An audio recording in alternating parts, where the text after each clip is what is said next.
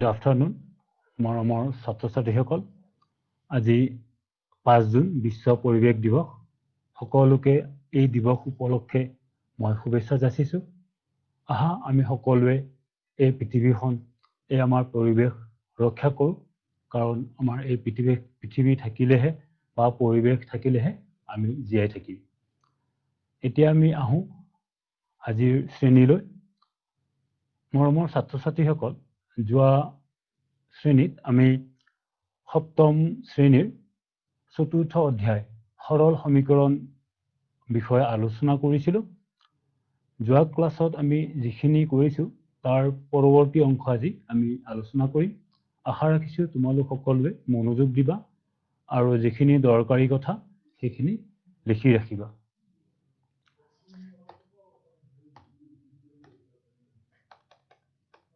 যোৱা শ্ৰেণীত আমি সৰল সমীকৰণ কি এই বিষয়ে আমি আলোচনা কৰিছিলোঁ আৰু সৰল সমীকৰণ কেনেকৈ গঠন কৰিব লাগে, উক্তিৰ পৰা সমীকৰণ কেনেকৈ নিব লাগে বা উক্তিৰ পৰা সমীকৰণ কেনেকৈ গঠন কৰিব লাগে সেই বিষয়ে আমি যোৱা শ্ৰেণীত আলোচনা কৰিছিলোঁ। আজি আমি আলোচনা কৰিম 4.1 অনুশীলনীৰ 4 নম্বৰ অংক আৰু 3 নম্বৰলৈ আমি যোৱা শ্ৰেণীতে কৰিছিলোঁ। 4 নম্বৰ অংক আমি কৰাৰ আগতে আমি দুটা কথা জানি ল'ব লাগিব। সেইটো হ'ল সমীকৰণ এটা সিদ্ধ হোৱা মানে কি, সিদ্ধ কৰা মানে কি বা সমাধান মানে কি। আমি ইয়াৰ আগৰ শ্ৰেণীত পঢ়িছিলোঁ যে সমীকৰণৰ তিনিটা অংশ থাকে, সমান চিন, বাওঁপক্ষ আৰু সোঁপক্ষ। আকৌ কৈছোঁ, সমীকৰণৰ তিনিটা অংশ থাকে, সমান চিন, বাওঁপক্ষ আৰু সোঁপক্ষ। আৰু এই সমীকৰণৰ চলক এটা থাকে আৰু সেই চলক x বা y ৰে আমি বুজাওঁ। সেই সমীকৰণ এটাৰ চলকৰ এটা মানৰ বাবে সমীকৰণৰ বাওঁপক্ষ আৰু সোঁপক্ষ সমান হয়। আকৌ কৈছোঁ, সৰল সমীকৰণৰ xৰ বা y বা চলকৰ এটা নিৰ্দিষ্ট মানৰ বাবে সেই সমীকৰণৰ বাওঁপক্ষ আৰু সোঁপক্ষ সমান হয়। তেতিয়া আমি সেই মানৰ বাবে সমীকৰণটো সিদ্ধ হোৱা বুলি কওঁ। সেই মানৰ বাবে সমীকৰণটো সিদ্ধ হোৱা বুলি কওঁ আৰু সেই মানটোৱে হ'ব সমীকৰণটোৰ সমাধান। এতিয়া তোমালোকে নিশ্চয় ধৰিব পাৰিছা। মই আকৌ কৈছোঁ, চলকৰ এটা নিৰ্দিষ্ট মানৰ বাবে সমীকৰণ এটাৰ বাওঁপক্ষ আৰু সোঁপক্ষ সমান হয় আৰু যেতিয়াই বাওঁপক্ষ আৰু সোঁপক্ষ সমান হয়, সমীকৰণৰ সেই চলকৰ নিৰ্দিষ্ট মানটোক আমি সমাধান বুলি কওঁ বা সেই মানৰ বাবে সমীকৰণটো সিদ্ধ হোৱা বুলি কওঁ। এতিয়া আমি এটা উদাহৰণৰ সহায়ত আমি বুজিবলৈ চেষ্টা কৰোঁ। আহা আমি যদি 4 নম্বৰৰ প্ৰথম অংকটোৱে লওঁ, ইয়াত x + 5 =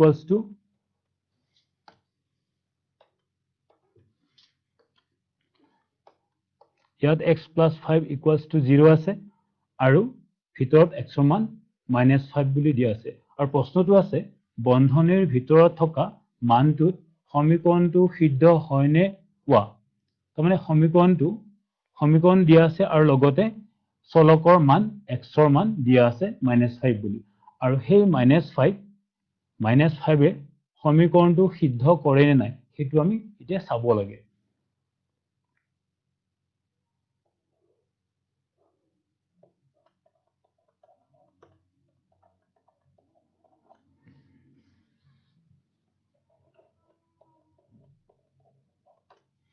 আমি এতিয়া কি কৰিম,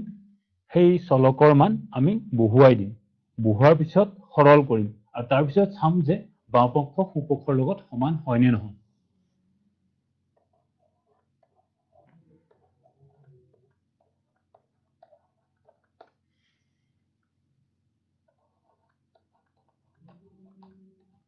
আমি ইয়াত x + 5 লিখিছোঁ আৰু x ৰ ঠাইত আমি এতিয়া বহাম -5, কাৰণ x ৰ মান -5 বুলি দিয়া আছে। মান বহুৱাৰ পিছত আমি পালো -5 + 5 আৰু -5 + 5 মানে হল 0 আমি এতিয়া লিখিম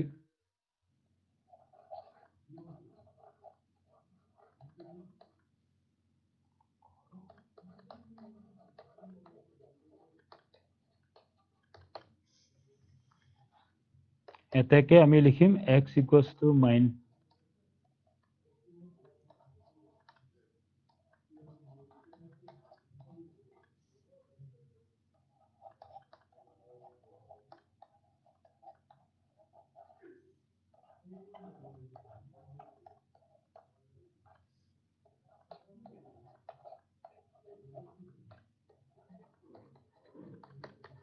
এতিয়া আমি লিখিলো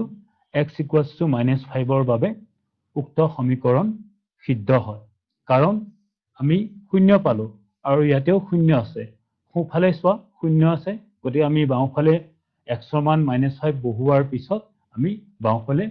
0 পালো গতিকে বাওঁপক্ষই ক'লো সোঁপক্ষ হল সেই কাৰণে আমি কি পালো যে x = -5 বাবে সমীকৰণটো সিদ্ধ হয় এতিয়া আমি আৰু এটা অংক কৰি চাওঁ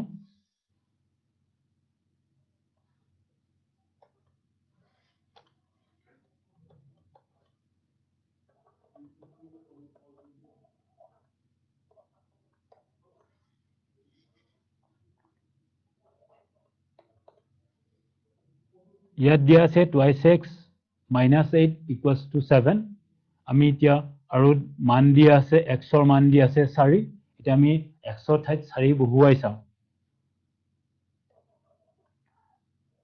x = 4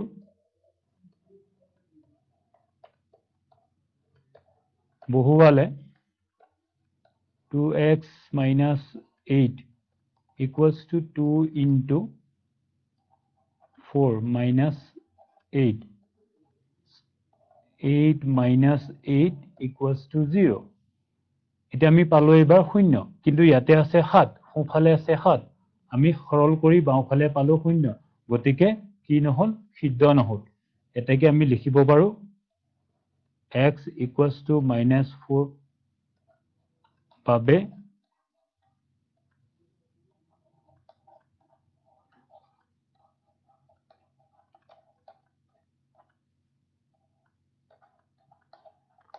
x = -4 বাবে সমীকৰণটো সিদ্ধ নহয়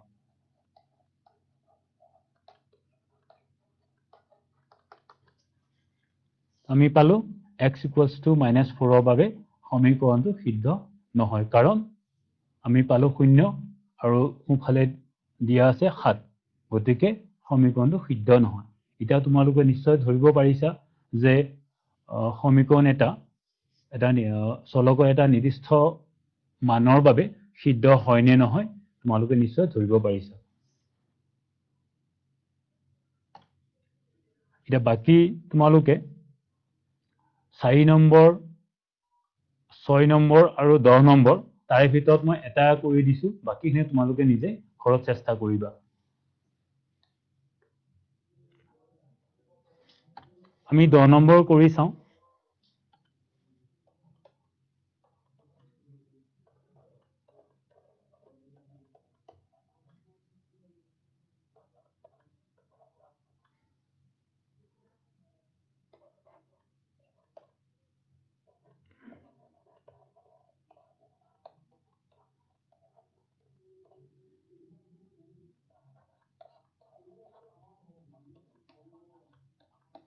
আমি ইয়াত x ৰ ঠাইত 1 বহুৱাই চাম এতিয়া আমি x ৰ ঠাইত 1 বহুৱালো কাৰণ x ৰ মান 1 বুলি দিয়া আছে এটো যদি আমি সৰল কৰো তেনেহলে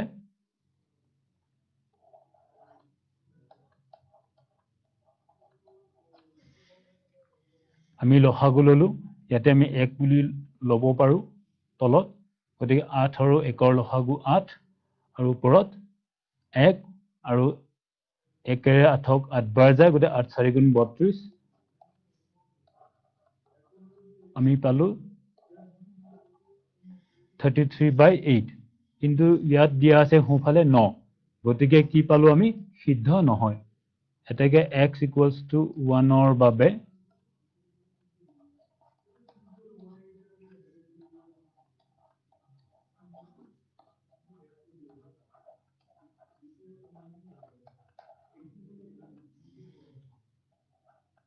সমীকৰণটো সিদ্ধ নহয়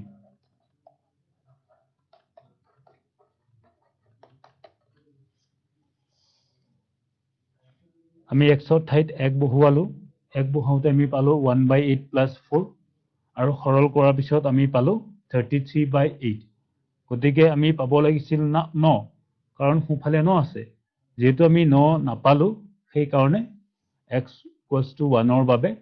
সমীকৰণটো সিদ্ধ নহয় এতিয়া এই 4 নম্বৰৰ বাকিখিনি অংক তোমালোকে চেষ্টা কৰিবা এতিয়া আমি ইয়াৰ পিছৰ 5 নম্বৰৰ অংকখিনি চাওঁ 5 নম্বৰত দিয়া আছে বন্ধনীৰ ভিতৰত থকা মানটো সমীকৰণটোৰ এটা সমাধান হয় নে নহয় পৰীক্ষা কৰা মই অলপ আগতে কৈছিলো যে যদি চলকৰ যি মানৰ বাবে সমীকৰণ এটা সিদ্ধ হয় সেই মানটোকে আমি সমাধান বুলি কওঁ যদি সিদ্ধ হয় তাৰমানে সেই মানটোৱে কি হ'ব সমাধান হ'ব গতিকে আমি চাওঁ প্ৰায় একে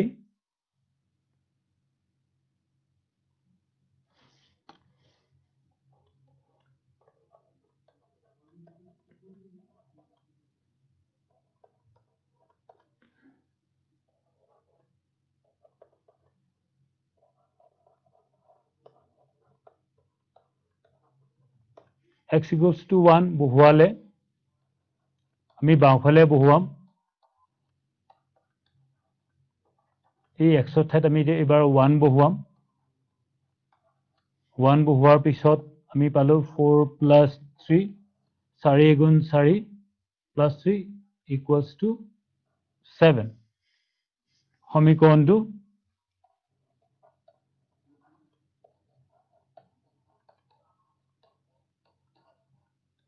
সিদ্ধ হয় কাৰণ আমি 7 পালো আৰু ইয়াৰ বাওঁফালেও কি দিয়া আছে সোঁফালেও 7 বুলি দিয়া আছে গতিকে আমি 7 পালো সেয়ে সমীকৰণ সিদ্ধ হয় এটাকে আমি লিখিব পাৰো যে x equals to 1 উক্ত সমীকৰণৰ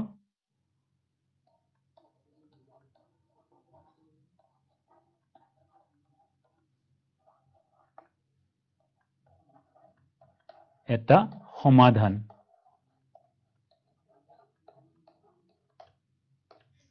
গতিকে আমি যেহেতু সমীকৰণটো x equals to 1 ৰ দ্বাৰা সিদ্ধ হল গতিকে আমি ক'ব পাৰো যে x equals to 1 উক্ত সমীকৰণৰ এটা সমাধান গতিকে তোমালোকে যদি সিদ্ধ হোৱাটো যদি বুজি পাইছা সমাধান নিশ্চয় বুজি পাবা কাৰণ একেই হয় এতিয়া আমি আৰু এটা অংক কৰি চাওঁ বাকিখিনি তোমালোকে কৰিবা 8 নম্বৰটো কৰি চাওঁ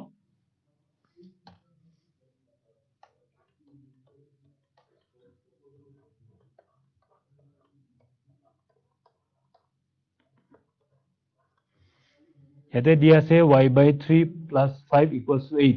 সমীকৰণটো দিয়া আছে y/3 plus 5 equals to 8 ইয়াত আমি আৰু মান দিয়া আছে y মান 9 y equals to 9 বহুৱালে যদি আমি y equals to 9 বহুৱাও তেতিয়া কি হ'ব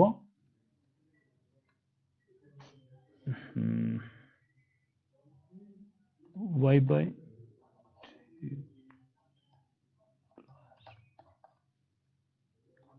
9/3 plus 5 9 3 ৰ হৰণ কৰিলে আমি 3 পাওঁ 3 plus 5 8 ইয়াৰ সোঁফালেও 8 আছে আৰু আমি সৰল কৰিও কি পালো 8 পালো গতিকে আমি লিখিব পাৰো এটাকে সমীকৰণ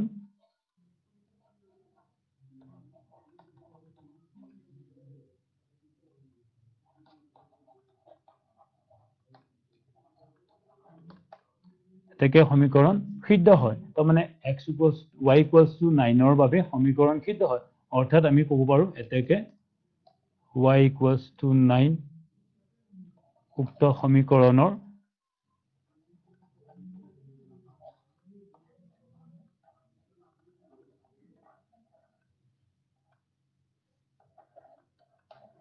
এটা সমাধান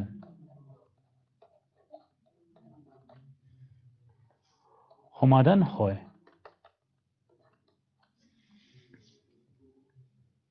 আমি প্ৰথমে y মান 9 বহুৱাই চালো বহাওতে আমি কি পালো 8 আৰু যেহেতু সমীকৰণটোৰ সোঁফালে 8 আছে গতিকে আমি কি পালো বাওঁফাল ইকুৱেলছ টু সোঁফাল সেয়েহে y ইকুৱেলছ টু 9 উক্ত সমীকৰণৰ এটা সমাধান হয় এতিয়া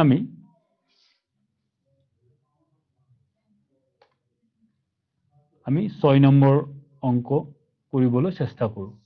6 নম্বৰত দিয়া আছে যে x ৰ ঠাইত বিভিন্ন মান বহুৱাই সমাধানৰ চেষ্টা কৰা আৰু দিয়া আছে ভুল আৰু চেষ্টা পদ্ধতি ভুল আৰু চেষ্টা পদ্ধতি মানে আমি এই সমীকৰণত চলকৰ ঠাইত আমি মান এটা এটাকৈ বহুৱাই যাম আৰু যি মানৰ বাবে সমীকৰণ সিদ্ধ হ'ব সেইটোৱে আমি সমাধান বুলি দেখিম আমি 1 নম্বৰ কৰিবলৈ চেষ্টা কৰো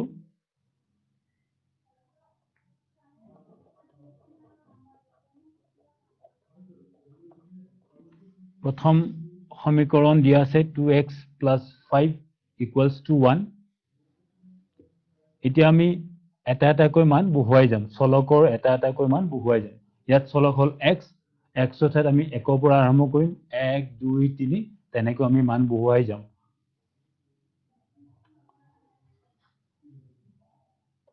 x = 1 বহুৱালে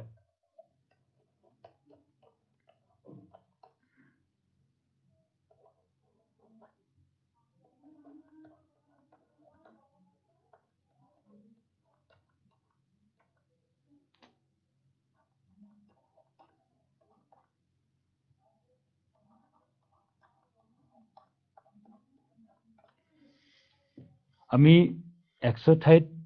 1 বহুৱাৰ পিছত আমি পালো যে 7 গতিকে 7 সমীকৰণটো সিদ্ধ নকৰে x = 1 সমীকৰণটো সিদ্ধ নকৰে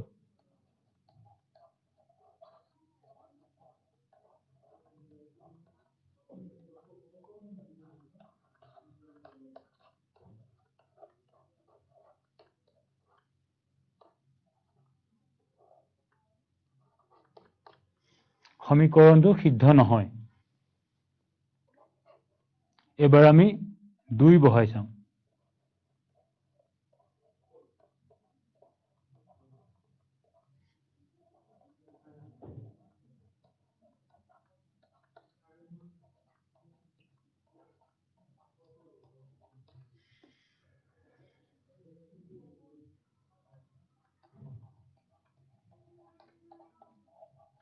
দুই বহুৱাৰ পিছত আমি পালো যে 2 × 2 + 5 4 + 5 = 9 এতিয়াও কি পালো আমি সমীকৰণটো সিদ্ধ নহয়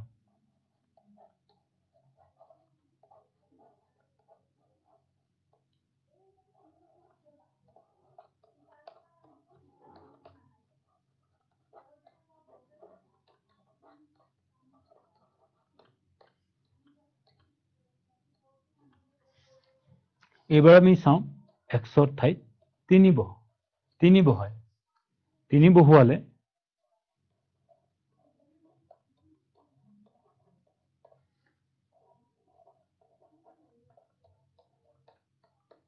যদি আমি x ৰ ঠাইত 3 বহাও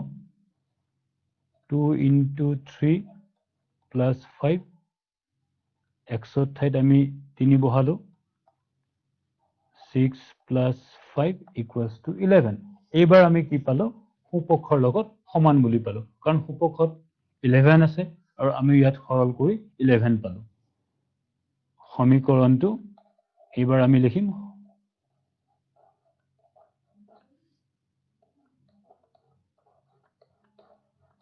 সিদ্ধ হয়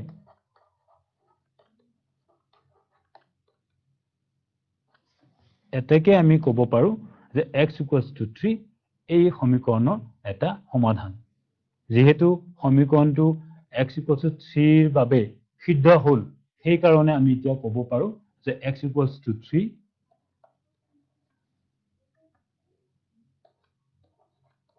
2x + 5 11 = 11 সমীকৰণটো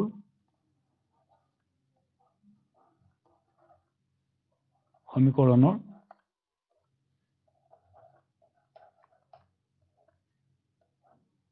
এটা সমাধান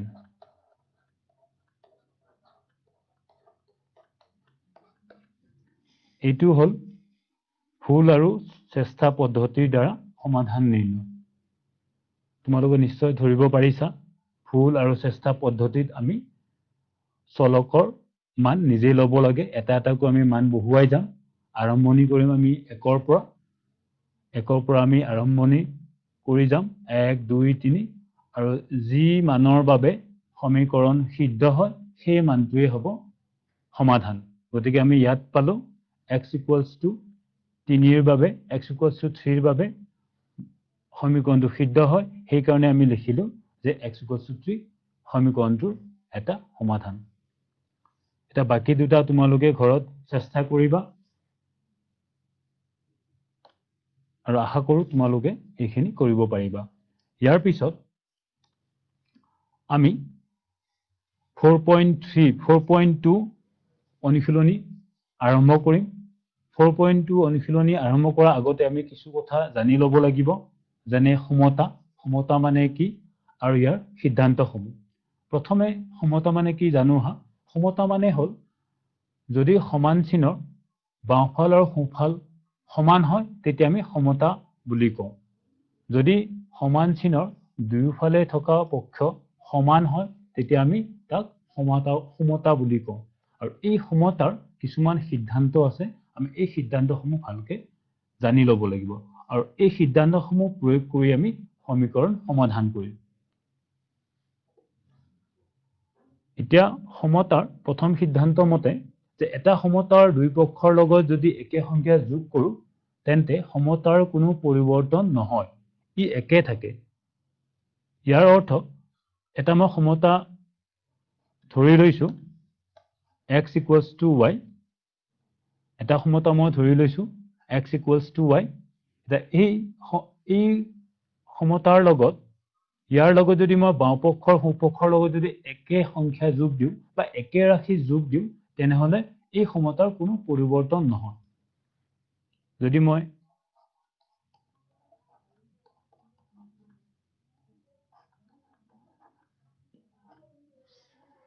এইটো চোৱা x ৰ লগত মই a যোগ দিলো আৰু একেদৰে y লগতো মই a যোগ দিলো তাৰ মানে a হ'ল এটা ৰাশি বা সংখ্যা আমি এনেকৈ যোগ দিব পাৰো কিন্তু দুয়ো পক্ষক একে ৰাশিৰে বা একে সংখ্যাৰে আমি যোগ দিব লাগিব তেতিয়াহে সমতা কোনো পৰিৱৰ্তন নহয় ঠিক একেদৰে আমি সমতাৰ দুয়ো পক্ষৰ লগত আমি একে সংখ্যাৰে পূৰণ দিব পাৰো আৰু যদি আমি পূৰণ দিওঁ তেনেহলে সমতাৰ কোনো পৰিৱৰ্তন নহয় আৰু ঠিক একেদৰে সমতাৰ দুই পক্ষক আমি একে ৰাশিৰে বা একে সংখ্যাৰে আমি হৰণ কৰিব পাৰো এইটো মই দেখুৱাই দিছো x * a = y * a আৰু ঠিক একেদৰে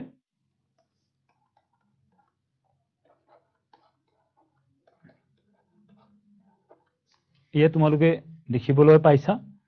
প্ৰথমে মই দুই পক্ষৰ লগত a যোগ দিলো একে একে ৰাখি ইয়াত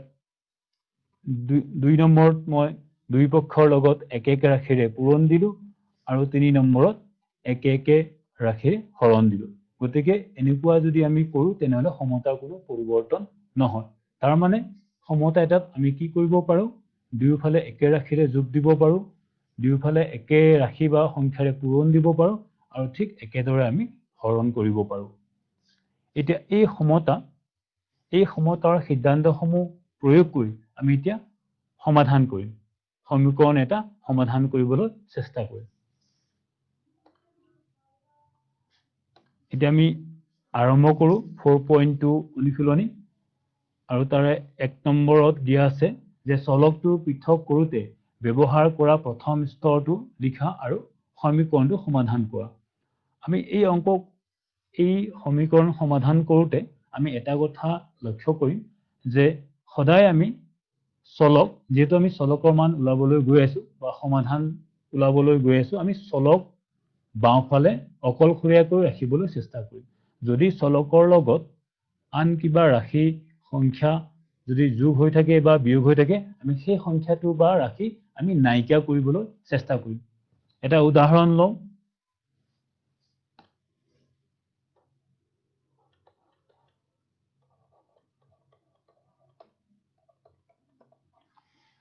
প্ৰথম সমীকৰণ ললো x plus 5 equals to 12। ইয়াত মোৰ প্ৰথম কাম হ'ব যে সেই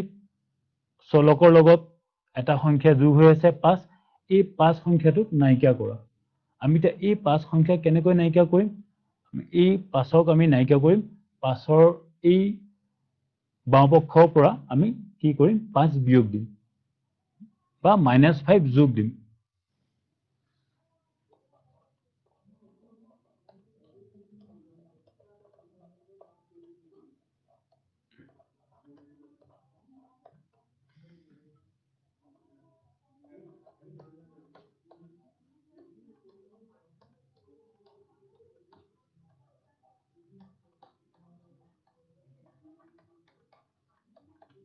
আমি দুই পক্ষৰ পৰা কি কৰিলো 5 বিয়োগ কৰিলো যাতে এই 5টো নাইকিয়া হয় বাওঁফালৰ 5টো নাইকিয়া হয়।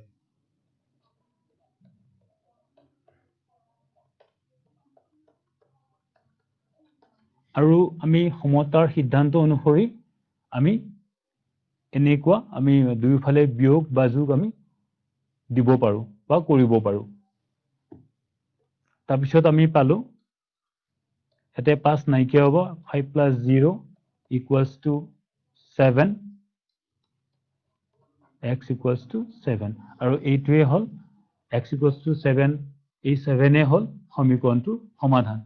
গতিকে এই সিদ্ধান্ত আমি প্ৰয়োগ কৰি সমতাৰ সিদ্ধান্তৰ প্ৰয়োগ কৰি আমি এনেকৈ সমাধান নিৰ্ণয় কৰিব পাৰো। ইয়াৰ আগতে আমি শিকিছিলো ভুল আৰু চেষ্টা পদ্ধতি সেইটোত আমি এটা এটাকৈ মান বহাই চাইছিলো। ইয়াত আমি কিন্তু পুনে পুনে কৰিলো। প্ৰথমে আমি কি কৰিলো ইয়াত চলকৰ লগত যি সংখ্যা থাকে সেই সংখ্যাক আমি নাইকিয়া কৰিবলৈ চেষ্টা কৰিলো। কেনেকৈ কৰিলো আমি এই সিদ্ধান্ত প্ৰয়োগ কৰি আমি নাইকিয়া কৰিলো। দুইফালে আমি এই অংকটো দুইফালে -5 5 বিয়োগ কৰিলো। বিয়োগ কৰাৰ পিছত বাওঁফালৰ 5 নাইকিয়া হ'ল আৰু তাৰপিছত আমি x ৰ মান পালো। গতিকে x equals to 7 হ'ল সমীকৰণটোৰ সমাধান। আমি আৰু এটা কৰিবলৈ চেষ্টা কৰো আহা।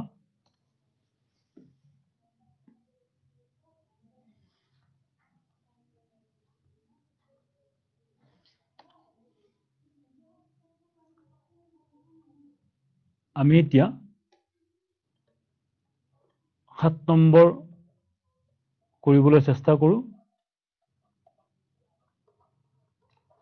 7 নম্বৰত দিয়া আছে 12x equals to -36 12x equals to -36। এতিয়া ইয়াত আমি এতিয়া যোগ দিলে কিন্তু এতিয়া x ৰ লগত বা চলকৰ লগত 12 পূৰণ হৈ আছে 12 পূৰণ হৈ আছে। ইয়াত যদি মই 12 যোগ বা বিয়োগ দিওঁ তেতিয়া এই 12 নাইকিয়া নহয়। গতিকে এই 12 নাইকিয়া কৰিবলৈ হলে মই 12ৰে হৰণ দিব লাগিব।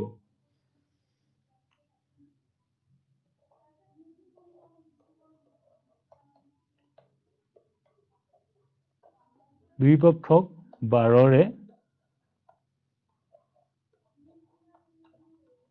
হৰণ কৰি পাওঁ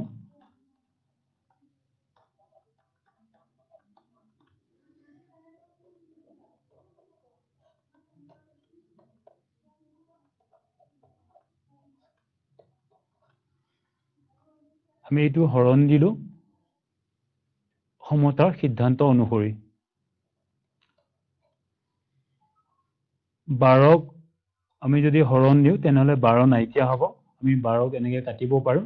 অকল x থাকিব আৰু এইফালে 12ৰে যদি আমি হৰণ কৰো 36ক 12 3 গুণ 36 37 গতিকে আমি কি পালো -3 গতিকে আমি ইয়াত x = -3 পালো আৰু এই x = -3 হল সমীকৰণটোৰ সমাধান এই 12x = -36 সমীকৰণটোৰ এটা সমাধান গতিকে ছাত্ৰ ছাত্ৰীসকল তোমালোকে এই সমাধান কেনেকৈ কৰিব লাগে বা সমতাৰ সিদ্ধান্ত কেনেকৈ প্ৰয়োগ কৰিব লাগে নিশ্চয় বুজি পাইছা আৰু বাকিখিনি তোমালোকে নিজে ঘৰত চেষ্টা কৰিবা এতিয়া আমি ইয়াৰ পিছৰ 3 নম্বৰ কৰি চাওঁ আহা তলৰ সমীকৰণবোৰ সমাধান কৰা একেই হয় আগৰ দৰে মই ইয়াৰ মাত্ৰ দুটা বা তিনিটা অংক কৰিবলৈ চেষ্টা কৰিম বাকিখিনি তোমালোকে ঘৰত নিজে চেষ্টা কৰিবা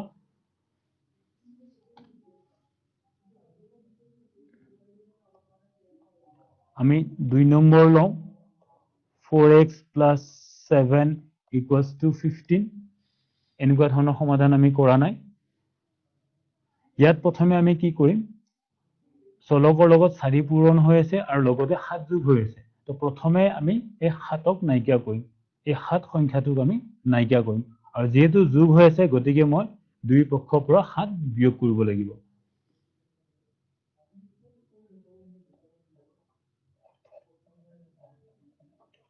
উভয় পক্ষৰ পৰা 7 বিয়োগ আমি এবাৰ বিয়োগ কৰিলো 7 বিয়োগ কৰি পাওঁ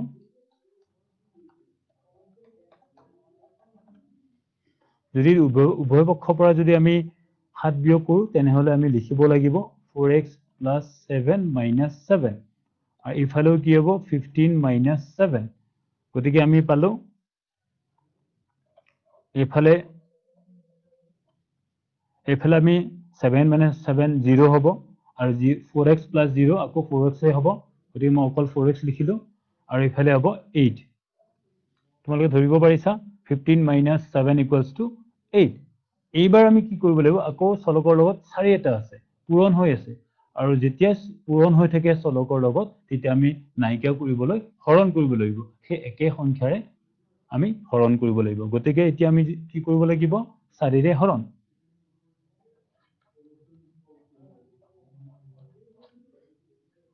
আকৌ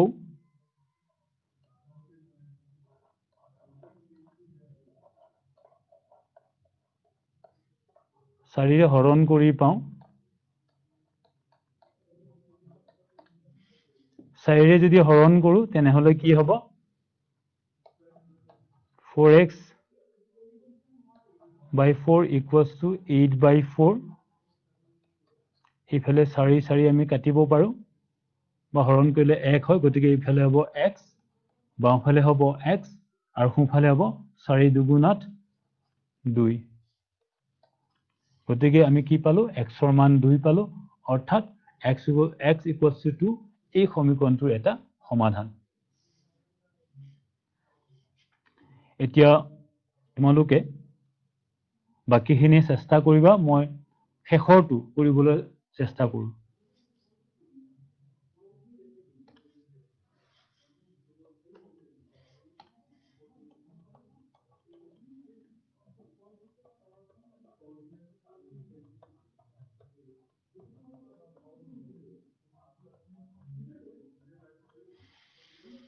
এতে দিয়া আছে 2 পূৰণ x + 3 ব্ৰেকেটৰ ভিতৰত x + 3 = x + 7 প্ৰথমে যেহেতু 2 পূৰণ হৈ আছে গতিকে আমি প্ৰথমে 2ৰে হৰণ কৰিম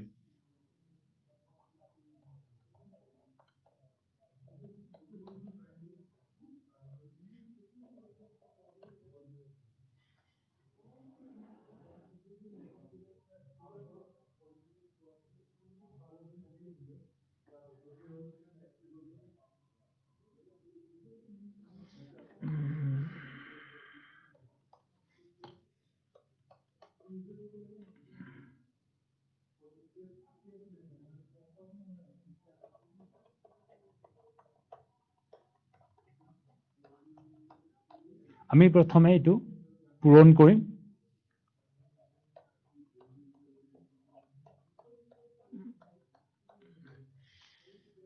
দুই ব্ৰেকেট x plus 3 মানে হল 2 ৰে x হক আৰু 3 ক পূৰণ গতিকে আমি বিতৰণ বিধি প্ৰয়োগ কৰি পূৰণ কৰিলো এতিয়া আমি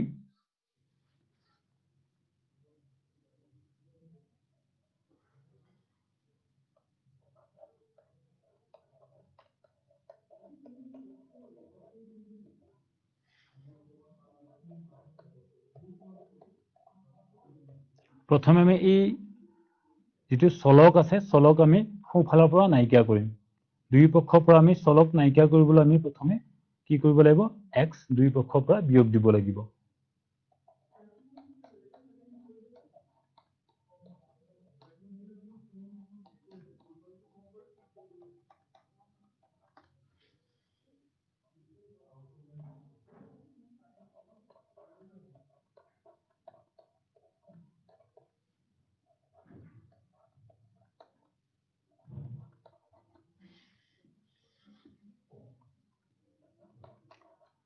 এখিনি বিয়োগ দিয়াৰ পিছত এখিনি x plus 6 হ'ব বাওঁফালে x plus 6 হ'ব কাৰণ 2x ৰ পৰা যদি এটা x বিয়োগ দিও এটা x থাকিব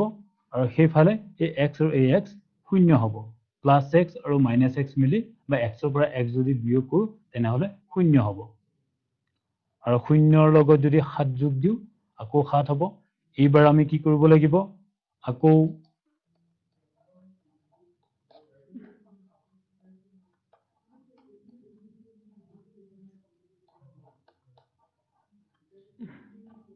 এবাৰ আমি আকৌ দুই পক্ষৰ পৰা 6 বিয়োগ দিব লাগিব কাৰণ বাওঁফালে চলকৰ লগত 6 আছে এই 6ক আমি নাইকিয়া কৰিব লাগিব গতিকে 6ক নাইকিয়া কৰিবলৈ হলে আমি 6 বিয়োগ দিব লাগিব আকৌ দুই পক্ষৰ পৰা 6 বিয়োগ কৰি পাওঁ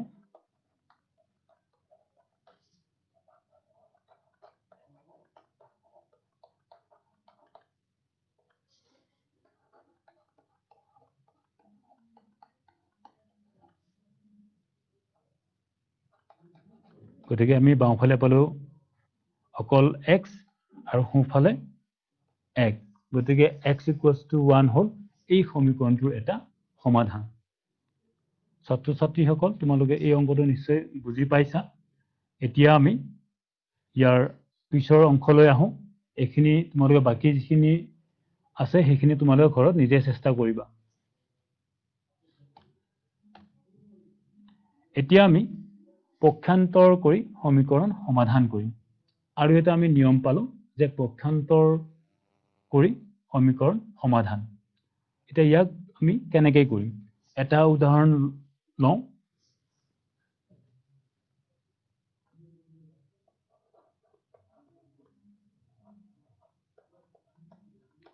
এটা উদাহৰণ ললো সমীকৰণ ললো x plus 2 = 7 ইয়াত যদি মই সমতাৰ সিদ্ধান্তৰ প্ৰয়োগ কৰি যদি সমাধান কৰিবলৈ চেষ্টা কৰো তেনেহলে মই দেখিম যে ইয়াত দুইফালে দুই বিয়োগ দিব লাগিব মই এখিনি লিখা নাই মই পুনে পুনে কৰিছো x plus 2 minus 2 = 7 minus 2 যদি দুইফালে দুই বিয়োগ দিও তেনেহলে বাওঁফালে হ'ব x plus 2 minus 2 আৰু সোঁফালে হ'ব 7 minus 2 তাৰপিছত বাওঁফালে হ'ব x plus 0 = ইফালে মই 7 minus 2 ৰাখিলো আৰু শেষত গৈ আমি পালো x = 7 minus 2 = 5 এতিয়া যদি তোমালোকে মন কৰা ইয়াৰ পৰা যদি এই প্ৰথম আৰু এইটো যদি স্টেপ ভালকে মন কৰা তেতিয়া এটা কথা তোমালোকে অনুমান কৰিব পাৰিবা যে আমি যদি এই -2 মাইনাস কৰা বুলি নাভাবি আমি এনেকৈ ভাবিব পাৰো যে এই দুইক আমি কি কৰিলো সোঁফালে লৈ গলো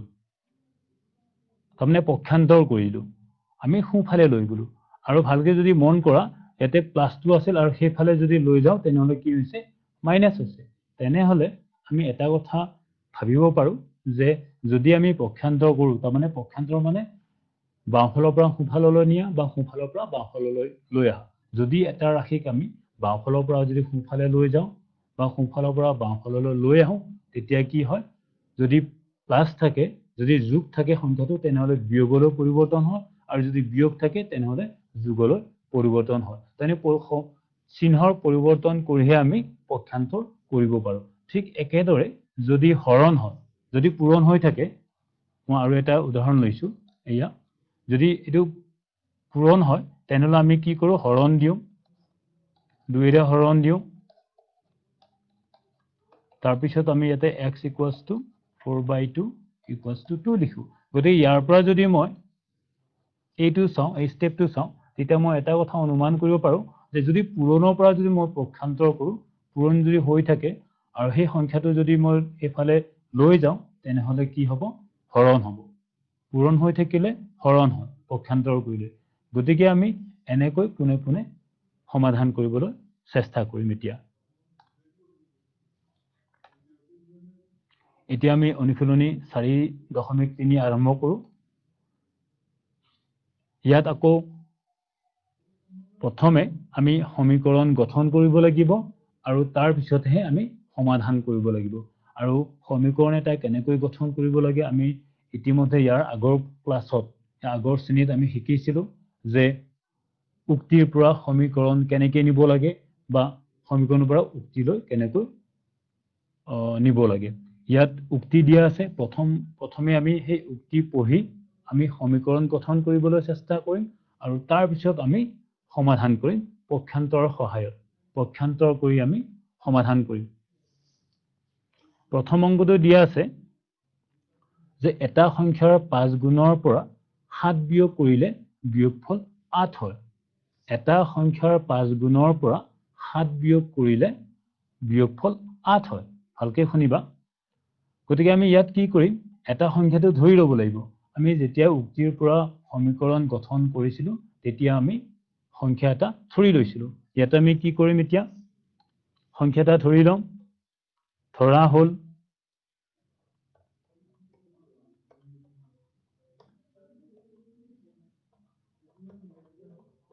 সংখ্যাটো x ধৰা হ'ল সংখ্যাটো x আৰু কি বুলি দিয়া আছে এটা সংখ্যাৰ 5 গুণৰ পৰা 7 বিয়োগ কৰিলে এতিয়া আমি গোটেই উক্তিটো নিলিখো ইয়াত আমি পুনে পুনে কৰিম প্ৰশ্ন মতে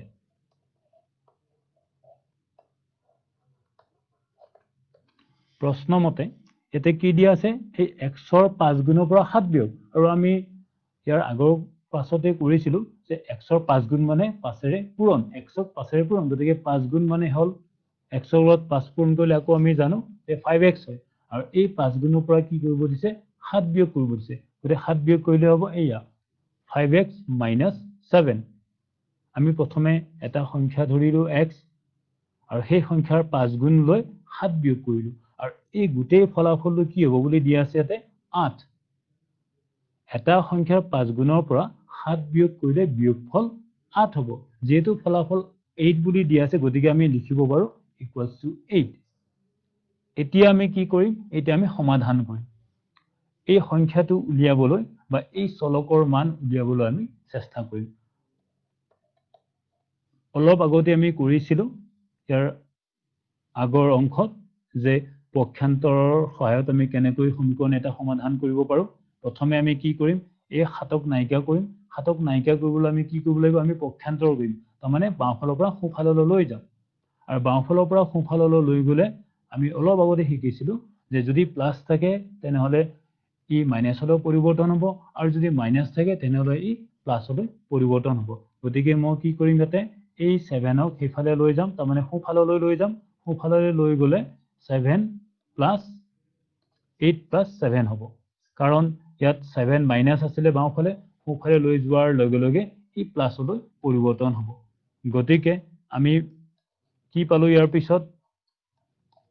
8 + 7 8 + 7 মানে 15 আকৌ আমি জানো যে পূৰণ যদি হৈ থাকে চলকৰ লগত যদি কিবা এটা সংখ্যা পূৰণ হৈ থাকে আৰু যদি তাক আমি পক্ষান্তৰ কৰিব লাগে তেনেহলে বা সোঁফালৰ পৰা বাওঁফাল বা বাওঁফালৰ সোঁফাললৈ লৈ যাব লাগে তেতিয়া সেই সংখ্যাটো হৰণ হ'ব সিফালে গৈ হৰণ হ'ব গতিকে 15 divided by 5 x equals to 5 ৰে যদি আমি 15 হৰণ কৰো তেনেহলে 3 বাৰ যাব গতিকে 5 3 গুণ 15 গতিকে x ৰ মান আমি কি পালো 3 আৰু x মানে আমি ধৰিছিলো সংখ্যাটো গতিকে আমাৰ যেটো উলিয়াবলগীয়া সংখ্যাটো হ'ল 3 এতেকে আমি লিখিব পাৰো এতেকে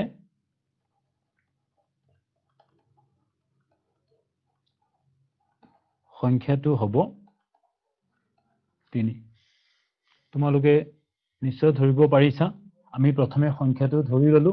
তাৰ পিছত আমি সেই উক্তি মতে সমীকৰণ গঠন কৰিলো আৰু এই সমীকৰণ গঠন কৰাটো আমি আগতেই ইয়াৰ আগৰ ক্লাছত কৰিছো গতে সমীকৰণ গঠন কৰি আমি কি কৰিলো সমাধান কৰিবলৈ চেষ্টা কৰিলো পক্ষান্তৰ পদ্ধতি ব্যৱহাৰ কৰি আমি সমাধান কৰিলো আৰু সমাধান কৰাৰ পিছত আমি পালো যে x ৰ মান 3 অৰ্থাৎ সেই সংখ্যাটো কি পালো 3 এতিয়া আমি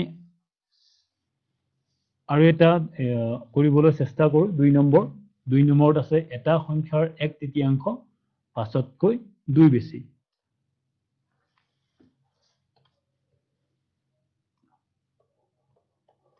এটা সংখ্যাৰ 1/3 আমি ইয়াতে ধৰি লম সংখ্যাটো x বুলি মই লিখাখিনি লিখা নাই তোমালোকে লিখি লবা ধৰা হল সংখ্যাটো x গতিকে সংখ্যাটোৰ 1/3 হ'ব 1x/3 আৰু এই x/3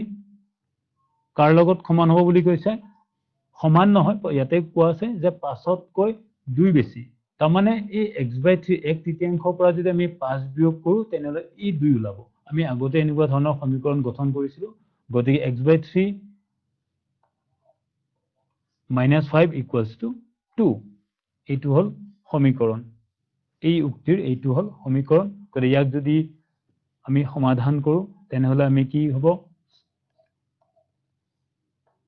2 + 5 x/3 = 7 আমি -5ক সোঁফালে লৈ গলো প্লাস হল এতিয়া যেনেকৈ পূৰণ চলকৰ লগত পূৰণ হৈ থাকিলে সংখ্যাটো হিফালে যাওঁতে হৰণ হয় ঠিক একেদৰে যদি হৰণ হৈ থাকে সংখ্যাটো তেনেহলে আমি যদি পক্ষান্তৰ কৰো তেনেহলে ই পূৰণ হ'ব সোঁফালে গৈ পূৰণ হ'ব গতিকে x = 7 * 3 যেহেতু 3 বাওঁফালে হৰণ হৈ আছে গতিকে হিফালে গৈ পূৰণ হ'ব গতিকে 21 গতিকে আমি কি পালো সংখ্যাটো 21 বুলি পালো ছাত্ৰ ছাত্ৰীসকল আজি আমি সমীকৰণ কেনেকৈ সমাধান কৰিব লাগে বিভিন্ন ধৰণৰ সমাধান আমি কৰিলো প্ৰথমে আমি ভুল আৰু প্ৰচেষ্টা পদ্ধতি কৰিলো তাৰ পিছত আমি পক্ষান্তৰ বা সমতাৰ সিদ্ধান্তসমূহ প্ৰয়োগ কৰি আমি সমাধান কৰিলো আৰু শেষত গৈ আমি পক্ষান্তৰ নিয়ম প্ৰয়োগ কৰি আমি সমাধান কৰিলো গতিকে এই অধ্যায়ৰ পৰা আমি কি শিকিলো যে বিভিন্ন ধৰণৰ সমস্যা আমি এনেকৈ সমীকৰণ গঠন কৰি আমি সমাধান কৰিব পাৰো আৰু তোমালোকে বাকি যিখিনি আছে ঘৰত চেষ্টা কৰিবা আৰু যিমানেই চেষ্টা কৰিবা তোমালোকে সিমানে অংক বা এই সমীকৰণ সমাধান কৰিবলৈ সক্ষম হ'বা গতিকে আজিলৈ ইমানতে সামৰিলো ধন্যবাদ